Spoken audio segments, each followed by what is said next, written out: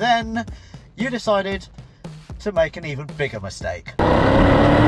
This is my 2006 Porsche Cayenne Turbo S that I bought after almost buying a Cayenne from Auto Alex. Over the last few weeks I've had a good look around, removed a lot of dog hair and started to service it, which didn't exactly go to plan. No.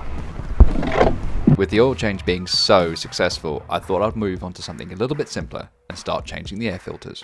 The Cayenne has two horizontally mounted air filters. The passenger one is pretty easy to access. Comparing the two, you can see which one is the old one. Doesn't really look as dirty on its own, but when you compare the two, it definitely does.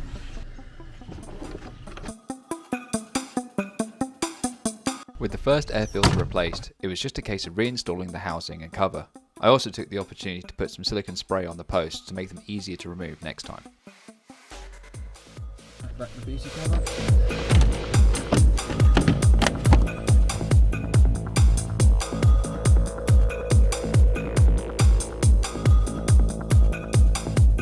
Driver's side is a little more challenging.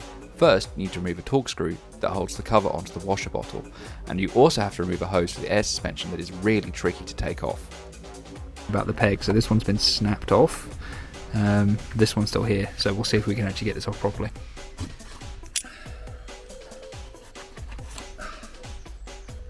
Yeah, I mean, look at that. I don't know if these pegs can be replaced, hopefully. And then we've got a bit of damage here as well. This should now just pop off. Access is a little bit worse compared to the passenger side. But with a bit of swearing and wiggling, it came out. Right, that took about, I kid you not, about sort of 20 minutes to remove. Crazy. Alright. Let's get this swapped in.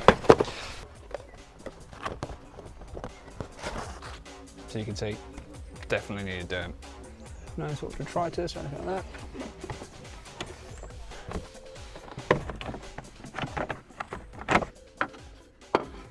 Having successfully changed the air filters, I just needed to reinstall the beauty covers and then turn the engine over to make sure everything was A-OK.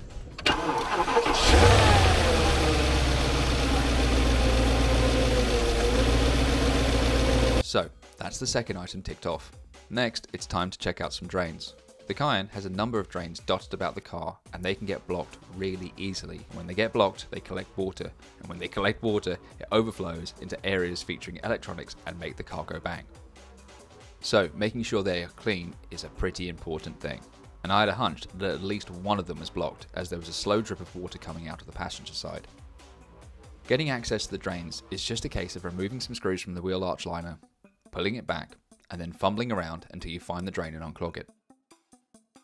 As I started to inspect the passenger side, I found a lot of caked on mud and a lot more water, although I hadn't found the drain point yet. I was shocked at the amount of mud coming out from this car, easily 100 grams or more, and it explains the slight blistering on the arch on the passenger side.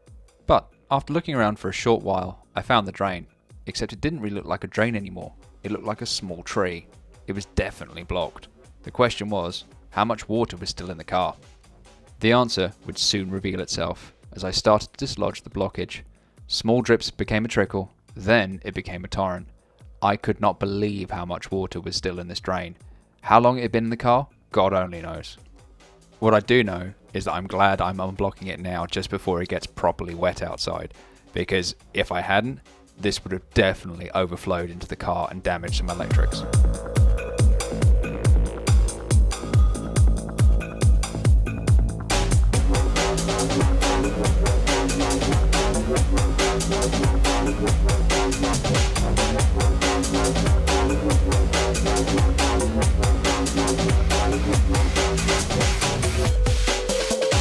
With the passenger side clear, it was time to check out the driver's side. Luckily, apart from some mud, the drain looked free-flowing.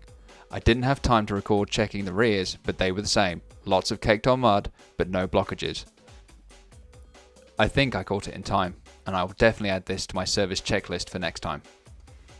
So, we did the air filters, the oil and oil filter multiple times, the cabin filter, and we cleaned those drains as well. All really important items to do, and I'm really glad we did, because I don't know if you can see in the background, but it is getting wet here in Essex. And there's some storm, I think Storm Kieran is currently making its way through the county. It is properly damp. And with the amount of water that was stored in the drain that was on the sort of left-hand side, on the passenger side, there's no doubt in my mind that had I left that for too much longer, it would have overflowed. And now, I don't know whether that would have flowed into the footwell, or it would have flowed backwards into the rear drains and into like the amplifier and stuff like that. What I do know is that if it did happen, it would cost a ton of money to fix. So I'm really, really glad I did that.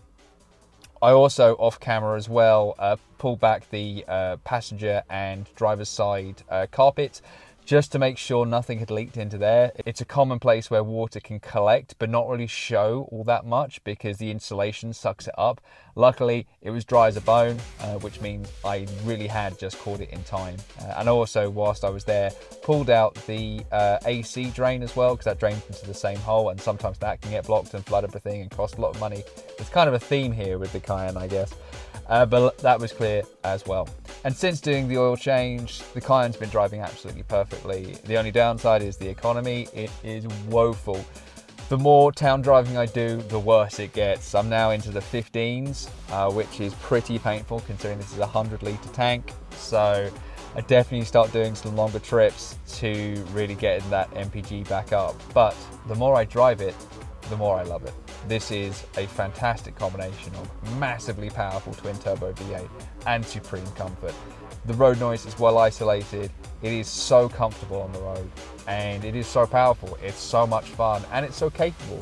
On a wider project update, the Punto is going to be returning to the channel hopefully next week. I've got it booked in to change that gearbox mount.